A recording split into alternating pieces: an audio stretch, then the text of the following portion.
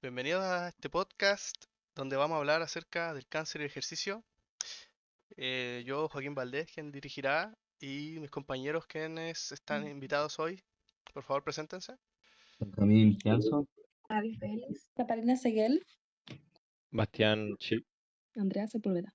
El cáncer, lo que es netamente, es un conjunto de enfermedades que se caracterizan por la proliferación excesiva y descontrolada de células, lo que puede resultar en una degradación del tejido circundante en caso de generar una metástasis. Aquí lo que hay que abordar también son los factores de riesgo, que tenemos el tabaco, el consumo de alcohol, la contaminación ambiental. Un ejemplo que tenemos acá es el puerto de Antofagasta, la mala alimentación, la inactividad física y las infecciones oncogénicas, que estas pueden ser producidas por un virus. Un ejemplo de esto es el virus del papiloma humano. Como ya mencionó mi compañera, factores de riesgo involucrados, hay muchos relacionados a lo externo, ¿no es cierto?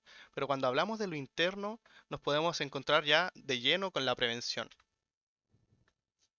Bueno, yo quisiera empezar este apartado con los tres pilares que podemos en realidad modificar respecto a nuestro estilo de vida, ¿no es cierto? Al arreglar estos factores, uno puede prevenir hasta el 30 al 40% de riesgo de cáncer. Estos pilares son tanto el sedentarismo, la obesidad y la inactividad física. Bueno, estos tres pilares están bien tomados de la mano en cuanto a al factor común, que es la reducción de la masa muscular, punto bastante importante en esta conversación. Otra cosa que podríamos abordar sería la diferencia entre el sedentarismo y la inactividad. Se suele confundir. El sedentarismo es el comportamiento de las personas de estar en un largo periodo de tiempo sentados y en Claro, un gasto energético menos del 1,5. ¿Ya? 1,5 METs, ¿cierto? En Y, cambio, la inactividad ok, es el no cumplir con las recomendaciones mínimas de actividad física por la OMS. Cabe recalcar igual, una persona puede cumplir con las recomendaciones mínimas, pero puede ser sedentaria de igual forma. Durante la mañana y ir al gimnasio, ponte tú, y durante todo el día sigue siendo una persona sedentaria sin hacer mayor actividad física. a lo que tú haces referencia en este caso, ¿no es cierto?, es a la conducta sedentaria que puede adquirir una persona. Que como bien dijiste, son actividades que requieren un gasto energético menor a 1,5 METs o unidades metabólicas basales. Quisiera abordar un poco los puntos clave que tengo anotado acá. ¿Qué tiene que ver el estrés con todo esto? ¿Qué me pueden decir? La obesidad puede producir un mayor estrés oxidativo, que esto se debe a una inflamación crónica que ocurre durante la obesidad, que No, esto también afecta al sistema inmune. El estrés por factores externos, también intrínsecos. Este estrés puede provocar distintos cambios sistemáticos dentro del organismo. Relacionándolo con la obesidad, una persona obesa camina desde su casa a la otra cuadra y ya eso le genera un estrés grande y eso a su vez bajándole sus defensas, claro. lo que lo hace más propenso a adquirir más factores de riesgos ambientales. Al sistema inmunológico es un muy buen punto, sobre todo por el cáncer, ¿no es cierto? Porque sabemos que todos los días hay una probabilidad que se produzca una célula cancerígena, pero nuestro sistema inmune debería acabar con esa célula antes de que pase a un cáncer y un tumor ya definido, ¿no es cierto? El estrés está relacionado a la liberación de cortisol, como ya sabemos, es la hormona que media la respuesta estresora. Es una molécula o una hormona más bien antiinflamatoria, pero el cortisol en niveles tóxicos, porque se puede decir, generan estrés tóxico, relacionado también a una baja tanto de las defensas como también relacionado a otras enfermedades metabólicas. Bueno, se conoce que ya el tejido adiposo también puede secretar sustancias y que al final se comporta como un órgano endocrino más. Podría también liberar hormonas, tales como la leptina, que se da en niveles muy elevados de obesidad, puede incrementar la actividad proliferativa de las esteroides y diferenciación de celular y la progresión del cáncer. A eso, la mala alimentación viene también en base a la educación. A nosotros no nos enseñan a comer. No hay una asignatura para eso en el colegio, ¿no es cierto? Exacto, y es fundamental porque al final el sistema digestivo es como nuestro segundo cerebro. Y agregándole todas las comidas chatarras por falta de tiempo que tenemos con muchos agentes estresores en nuestra vida diaria. El sedentarismo también está muy ligado a esto porque una actividad, por ejemplo, de cocinar, ir a comprar todo lo que necesites, limpiar la loza que usaste, todo eso genera un gasto energético mayor que simplemente ir desde tu celular, pedir en pedidos ya, por ejemplo. Es algo que hoy en día se prefiere mucho, sobre todo por el tiempo, el estrés, la comodidad. Si bien es un círculo vicioso que se repite entre mala alimentación, estrés, sedentarismo y llegar a la obesidad, la actividad física juega un papel importante en cada uno de estos, ya que disminuye el porcentaje de grasa, libera endorfinas como serotonina, que hace que nos den una respuesta benéfica. Resaltando esto, me gustaría hablar un poco más sobre la masa muscular. La masa muscular en sí, la funcionalidad que tiene es necesaria para realizar todos los movimientos y vamos desde las acciones como muy intensas como a realizar ejercicio para prevenir enfermedades, para tener un buen estado físico o buenas cualidades o capacidades físicas. La gente no utiliza casi los músculos llegando hasta una falta de masa muscular. Y la masa muscular es súper importante porque genera un mayor gasto energético. Y eso va a ser un plus porque te va a ayudar a regularlo o bajar. Que los músculos también tienen un papel súper importante en la sensibilidad de la insulina. El músculo te ayuda a mejorar esas respuestas. Hay un proceso que se llama sarcopenia oncológica, ¿no es cierto?, donde se pierde masa muscular, producto tanto de los tratamientos, la fatiga, aparte que sabemos que los tumores consumen glucosa para poder sobrevivir, además de generar nuevos vasos sanguíneos. Entonces, todos estos mecanismos generan que el músculo pierda nutrientes. La obesidad, el aumento del tejido adiposo va a taponar los receptores de insulina, lo que te puede conducir posteriormente a una diabetes.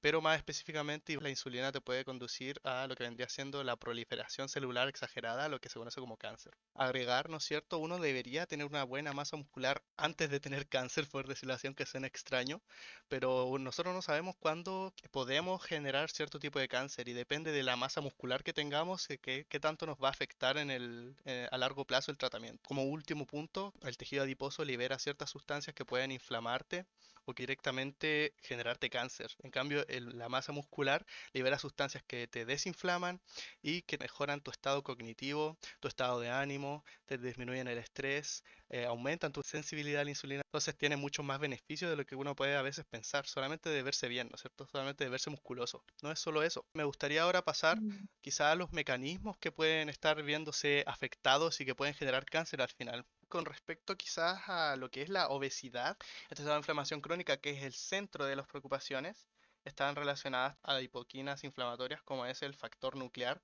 kappa beta, el factor de necrosis tumoral alfa, la interleucina 6, la interleucina 1. Activan lo que vendría siendo la proteína C reactiva y también la amiloide A serosa.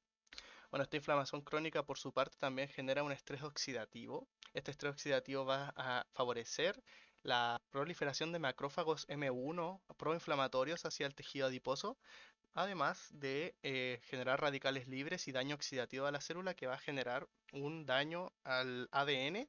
Los genes que promueven el cáncer, conocidos como oncógenes, son versiones mutadas o sobreexpresadas de genes normales, proto-oncógenes. Estos participan en el crecimiento celular y la división. Cuando estos genes se activan de manera anormal, promueven la proliferación descontrolada de las células. Cuando está mutado o sobreexpresado el MIC, impulsa la replicación celular incontrolada y aumenta el riesgo de transformación maligna en varios tipos de cáncer, incluidos los linfomas y el cáncer de mama.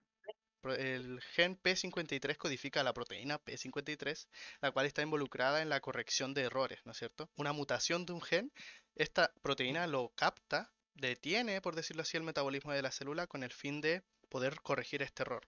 Y en caso de que no se corrija, esta célula muere. Pero este gen también se puede ver afectado. Bueno, acá vamos a ver la acción que tienen, por ejemplo, la leptina, que debido a la descontrolada secreción por parte del tejido adiposo. Bueno, la leptina puede modificar tanto el núcleo, puede generar genes que incrementen la proliferación celular. A su vez, se puede fosforilar la proteína PI3K, que esa estimula la vía mTOR, la que está involucrada en el crecimiento y la supervivencia celular. A su vez, que también se pueden estimular la proteína MAP quinasa, la proteína R quinasa y el gen P38 relacionados a la supresión del P53. O sea, así es como la leptina induce esta alteración tanto genética como de señalización dentro de la célula. Por otro lado, que la adiponectina es la única adipoquina que se ve disminuida en la obesidad. Tiene una acción tanto en el bloqueo de la angiogénesis, en el bloqueo del crecimiento y la proliferación y en el bloqueo de factores migratorios antiapoptóticos. Eso quiere decir que va a promover que las células cancerígenas no se puedan desarrollar. Bueno, ya adentrándonos a los mecanismos fisiológicos de interacción entre el ejercicio y el cáncer, aquí tenemos una imagen que resume los principales mecanismos los cuales el ejercicio influye en esta enfermedad. Iniciando por el metabolismo energético. Las células cancerosas suelen utilizar el efecto Warburg, generando energía principalmente a través de la glicólisis anaeróbica a pesar de la disponibilidad del oxígeno, lo que produce ácido láctico y favorece un entorno ácido para el crecimiento tumoral. El ejercicio de alta intensidad mejora la utilización del lactato y activa vías como la AMPK, inhibiendo la proliferación celular y promoviendo un metabolismo más eficiente en células sanas. También existe una influencia hormonal, ya que podemos observar a la resistencia a la insulina dentro del metabolismo. Bueno, la actividad física reduce los niveles de insulina y factores de crecimiento como el IGF-1, que están asociados con un mayor riesgo de cáncer. Al disminuir estos factores, el ejercicio limita la señalización que promueve la supervivencia y proliferación de células tumorales.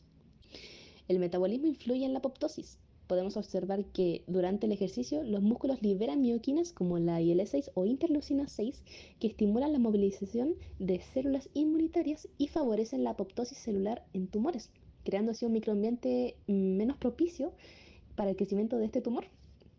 Otro mecanismo involucrado es el estrés oxidativo. Aunque el ejercicio incrementa temporalmente las especies reactivas de oxígeno, lo que puede inducir a la apoptosis en células cancerosas, también mejora la capacidad antioxidante del organismo, protegiendo a las células sanas del daño oxidativo. Y por último, tenemos la expresión génica, que está relacionada, o interrelacionada más bien, con todos estos mecanismos, ya que el ejercicio puede activar genes que regulan la apoptosis, la inflamación y el metabolismo, así como influir en la reparación del ADN. Estos cambios moleculares son fundamentales para limitar la proliferación de células cancerosas y mejorar la respuesta a tratamientos oncológicos. A modo de resumen, el ejercicio afecta diversas vías moleculares relacionadas con el cáncer, incluyendo la regulación del metabolismo, como lo vimos, las hormonas, el sistema inmunológico, la inflamación, que es súper importante, y la expresión génica. Esto lo convierte en una estrategia efectiva para prevenir el cáncer y mejorar el pronóstico en pacientes. La investigación futura debería enfocarse en definir la dosis e intensidades óptimas de ejercicio según el tipo de cáncer. El ejercicio tiene distintos buenos beneficios. Reduce lo que es la fatiga que tienen los pacientes durante el cáncer y luego de la recuperación de. También reducir la ansiedad y la depresión, que es muy común a la hora del diagnóstico del cáncer, que el ejercicio puede ser un aliado claramente. Además, otra cosa muy importante es que puede subir el VO2 max. Quisiera citar a un estudio que es de la doctora Catherine Smith, de la ¿Ok? Facultad de Medicina de Penn State de Estados Unidos. Bueno, su pregunta era si el ejercicio aumenta la supervivencia del cáncer. Llegó a una conclusión de que, de que el ejercicio físico postdiagnóstico de cáncer de mama, de colon o próstata se asocia a una mayor supervivencia. Lo que ella recomendó, la actividad física recomendada para el público en general, que son los 150 a 300 minutos por semana de actividad moderada, o 75 a 150 minutos semanales de vigorosa. Hay que adaptarlo según las preferencias y el estado funcional de cada paciente con cáncer. Hay contraindicaciones como protocolo. Las personas que tienen un recuento de leucocitos por debajo de 0.5 no deberían de realizar ese ejercicio o actividad. También con una hemoglobina por debajo de los 6 mol por litro. Las plaquetas también son importantes, ya que las personas que tengan de bajo nivel de plaquetas también se les contraindica el ejercicio físico. Y la temperatura igual superior a 38 grados Celsius no deberían de hacer ejercicio para evitar alguna descompensación. Los pacientes que tengan una metástasis ósea, hay que tener bastante cuidado o supervisión con esos pacientes. En caso de infección, también se recomienda interrumpir el entrenamiento por al menos una semana para ver la evolución del paciente y poder realizar de un plan personalizado para ese paciente. Bueno, la reserva fisiológica, algo de lo que estábamos hablando casi al principio de la presentación, podemos incluir la masa muscular dentro de esta reserva. Como bien dijiste tú, Joaco, la masa muscular es como nuestra colchoneta a la hora de tener un cáncer, algo que tenemos basal, y al momento de tener una buena masa muscular, podemos tener más energías y más capacidad de poder enfrentar este tratamiento y enfrentar también el cáncer. Puedo agregar que la reserva fisiológica también es la capacidad del organismo de tolerar y adaptarse a los cambios. Tenemos reservas cardíacas, que obviamente el corazón tiene que adaptarse en el momento del ejercicio. El consumo de oxígeno máximo que nosotros tenemos indica la medida máxima de oxígeno que puede ocupar el cuerpo durante el ejercicio intenso. Y este es un indicador clave para nosotros indicarnos cómo está el funcionamiento cardiovascular y respiratorio. Va a ser crucial en el tema de cirugías, por ejemplo, porque las cirugías uno tiene que resistir obviamente a la cirugía y es más probable que sobrevivas a esa cirugía si tienes un mejor consumo de oxígeno y una mejor respuesta cardíaca. La quimio igual deteriora todo esto en sí, pues hace que el cuerpo esté más débil, deteriora los músculos. Estos tratamientos pueden dañar los tejidos sanos, disminuir la capacidad inmunológica y afectar la salud en general. Y lo que reduce sí o sí la reserva fisiológica que estamos hablando. Sabemos que la actividad física puede fortalecer muchísimo el sistema inmunológico. Una reserva fisiológica inmunológica mayor que los hará soportar mejor las quimioterapias o soportar mejor los efectos secundarios de la quimioterapia. Les va a mejorar el estado anímico. Se puede lograr con ejercicios que vamos a ver en estudios más adelante y eso va a beneficiar a toda a la recuperación cardiorrespiratoria, a la fatiga muscular, a la masa muscular, a todos los factores que nos aceleren la recuperación al final tras cirugía o tras tratamiento para que las personas tengan un índice de prevalencia mucho más bajo de recaer de nuevo o de surgir en el tratamiento. Bueno, yo quería hablar un poco acerca de lo que vendría siendo el dolor y el estado psicológico. El dolor oncológico, ¿no es cierto? El daño que se produce en las células del cuerpo, por ejemplo, producto de la quimioterapia. Todo esto va a generar potenciales de acción relacionados a corteza somatosensorial y aparte el dolor tiene un aspecto emocional, ¿no es cierto? Bueno, ciertos núcleos en el cerebro, como por ejemplo el núcleo de Raffet o la sustancia gris periaqueductal, que generan a base de endorfinas, ¿no es cierto? Y serotonina principalmente, lo que vendría siendo la inhibición del dolor. Estos aspectos se ven muy debilitados, no solamente por el constante daño, ¿no es cierto? Y la sensibilización central al dolor, sino que también se da por una disminución en la serotonina directamente, porque sabemos que la serotonina se sintetiza en el estómago. Pero lo que pasa con estas personas es que tienen un estado anímico tan deteriorado y eso es básicamente por la falta de apetito que tienen debido a todo el tratamiento, ¿no es cierto? La fatiga relacionada con el cáncer está también explicada aquí, porque esa falta del apetito que te genera quizás la quimioterapia te va a generar a la larga una fatiga y eso a la vez va a generar una menor cantidad de serotonina desde el estómago y esa serotonina es crucial a la hora de regular el dolor oncológico. Además, que estamos hablando del estado psicológico y la felicidad, ¿no es cierto? El ejercicio libera serotonina. El ejercicio libera dopamina, regula tu sensación de hambre. Además genera algo que se llama el factor neurotrófico derivado del cerebro, que las siglas son BDNF, que este factor tiene especial rol a la hora de generar nuevas conexiones neuronales, a la hora de estimular la sinapsis neuronal, además de disminuir la depresión. Se secreta en mayor cantidad cuando el ejercicio se hace en grupo. Podríamos juntar a muchas personas con el fin de que este factor neurotrófico se secrete en una mayor medida.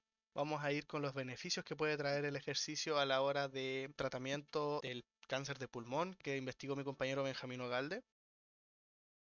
Si bien este tipo de cáncer del pulmón no se le benefició de una manera significativa, pero hablando de los otros tipos de cáncer que ya sí se tienen más evidencia, como lo era el cáncer de colon, el cáncer de mama, de próstata, sí hay beneficios comprobados que si bien no van a curar el cáncer, pero sí van a mejorar efectos secundarios del cáncer que como lo son la depresión, la fatiga del paciente con la sarcopenia, este tipo de ejercicio también le va a beneficiar en el aumento de la masa muscular, en aumentar su calidad de vida más que nada. El nivel de actividad física, el dolor se va a ver disminuido, la ansiedad, depresión y niveles de estrés se van a ver disminuidos. Y algo muy importante que me quiero quedar un rato es relacionado a los niveles del IGF-BP3. Habíamos mencionado que una adiposidad puede generarte un aumento en lo que vendría siendo la insulina. Una hiperinsulinemia mantenida también va a disminuir los niveles de esta misma proteína de adhesión para el factor IGF-1.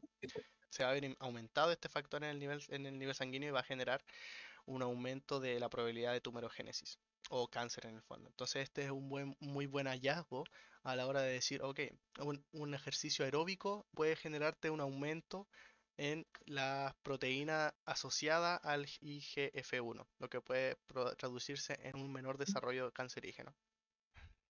Bueno, ahora sí los dejo con Catalina Seguel, quien va a expresarnos una prescripción específica basada en evidencia. Catalina, adelante.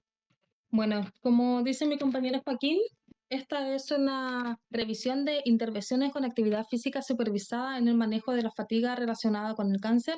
Súper importante el principio de individualización y de carga progresiva. También siempre empezar el ejercicio, independiente del tipo aeróbico o resistencia, de baja intensidad hasta llegar a lo que necesitamos, que es a moderada o intensas. Vamos a hablar un poco sobre el mixto, por ejemplo, de cáncer que tenemos en estadios tumorales del 1 al 4. Especifica sobre ejercicio aeróbico de 3 semanas fue el tiempo, una duración de 30 minutos por sesión, una frecuencia de 5 veces a la semana y una intensidad mayor al 80%. Tenemos entrenamientos con relajaciones progresivas con 45 minutos 3 veces a la semana.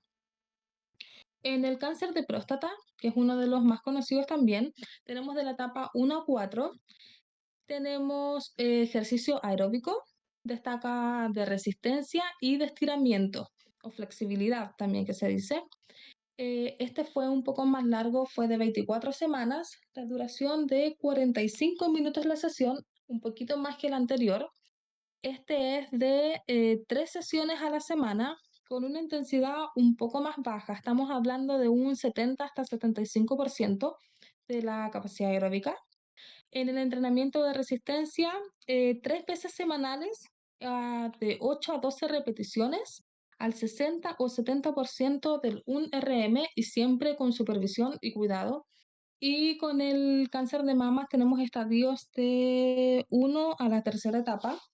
También destaca entrenamiento aeróbico de resistencia, una duración de 45 minutos, con un tiempo de 12 semanas. La frecuencia es de 3 sesiones, de 60 a 80% la intensidad de la resistencia. También se destacan los ejercicios de hogar como caminar, la marcha durante 30 minutos.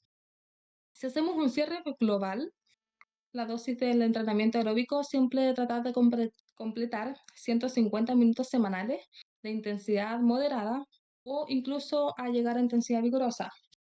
Las intensidades estamos hablando de que bordean de los 60 a 80% de la frecuencia cardíaca máxima teórica, siempre de 3 a 5 veces semanales. Y los tipos pueden ser como marcha, bicicleta, elíptica, natación. Ahí va a depender de cada paciente. Incluso en algunos estudios se menciona de que si es que el paciente está desacondicionado, se sugiere un entrenamiento diario intermitente, o sea, 3 veces al día de 10 minutos para que así pueda completar unos 30 minutos, por ejemplo. En la resistencia, 3 también a 4 series de 8 a 12 repeticiones, mínimo 1 minuto de descanso. Sabemos que a mayor descanso, mayor respondemos al estímulo de la próxima serie. Así que es súper importante que el paciente descanse lo que necesite para rendir bien en la próxima y no seguir con una fatiga. Hasta 5 veces semanales, iniciar con cargas bajas y no hay límite superior de la carga del peso. Integrar los grandes grupos musculares y tendones luego de los ejercicios de resistencia o aeróbico, 30 segundos mínimo de tiempo. Entonces ahora lo que podemos observar básicamente es la importancia que tiene tanto el consumo de oxígeno, mejorar el consumo de oxígeno, la capacidad cardiorrespiratoria y aumentar también la fuerza.